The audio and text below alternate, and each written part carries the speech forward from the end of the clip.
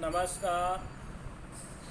आज एक बार फिर हम आपके साथ स्वागत है कहानी और किस्से की दुनिया में। आज की कहानी है योग, यानी कि अपने हिस्से का योग। तो इस पर लोग कहते हैं अगर मेरी मृत्यु निश्चित है तो मुझे कोई बचा नहीं सकता।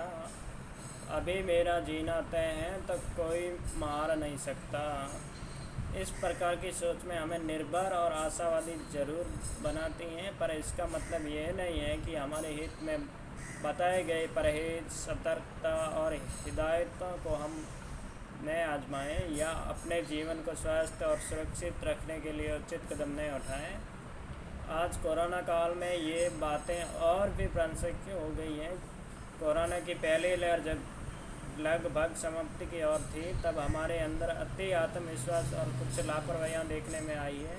नतीजन दूसरी लहर के भयानक प्रभाव हम सब के सामने आए हैं। अभी इस नाजुक परिस्थिति से निपटने के लिए मास्क, टीका, दवाई, स्वच्छता और सामाजिक दूरी जैसे परहेज तो ज़रूरी है ही, आंतरिक मजबूती भी बहुत ज़रूरी है। देखा जाए तो हमारे जीवन पर बाहरी जगत का ज़्यादा असर पड़ता है। बाहरी वातावरण में मौजूद अशांति, तनाव, हिंसा, बीमारी, उपद्रव या प्रदूषण वगैरह हमारे ऊपर नकारात्मक असर छोड़ते हैं। बाहरी अवस्था को व्यवस्थित करने के लिए हमारी आंतरिक अवस्था को व्यवस्थित करना ज़रूरी है।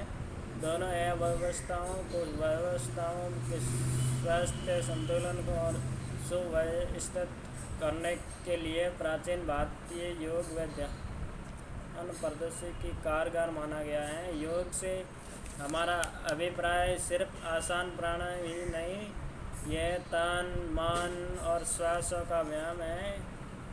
यह भी हमारे शारीरिक और मानसिक स्वास्थ्य के लिए उपयोगी है।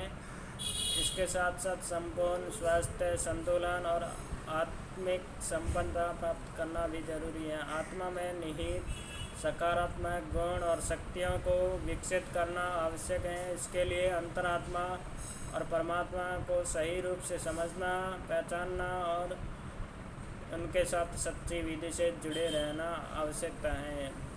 इसी रूहानी जुड़ाव को राजयोग कहते हैं। योग शब्द का मूल अर्थ जुड़ना या युक्त होना, चाहे किसी भी भौतिक तत्व या दूसरी जड़ चीज़ के साथ मिल जाना हो, या किसी व्यक्ति या दूसरे व्यक्ति या प्रकृति से जुड़कर उसे याद करना।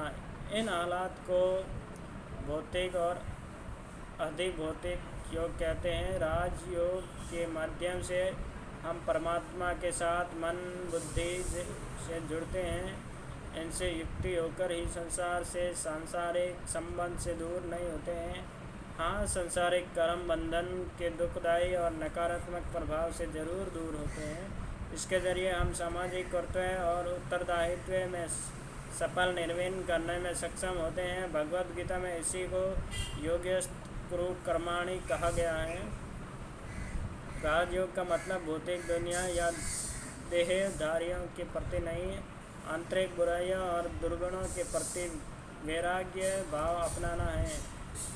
दुनियावी जिम्मेदारियों का नहीं, विषय वासना, इंद्रिय व्यसन और मनोविकारों का त्याग करना। इसी त्याग और योग के विषय में भोग और विकारों से उत्पन्न रोग, शोक व बीमारियों को दूर करने का संयोग प्राप्त करता है। यह रूहानी योग हमें सांसारिक कर्म बंधनों के अस्वस्थ और अति अहितकारी प्रभाव से खुद को दूर रखने की प्रेरणा देता है। साथ ही दैनिक कर्म, व्यवहार और कुशलता सफलता के उत्कृष्ट लाने की शक्ति प्रदान करता है। इसके लिए भगवद गीता में योग कर्मास्तु कौशलम कहा गया है, यानी कि कर्म में कुशलता ही योग है। अपनी जिम्मेदारियों को अच्छी तरह से हम निभा रहे हैं तो यही योग है। तो आज का सेगमेंट यहीं ख़त्म होता है। तब तक के लिए सुरक्षित रहिए, कल फिर मिलेंगे। तब तक अपना ख्याल रखिए, घर पे रहिए, सुरक्षित रहिए। नमस्कार।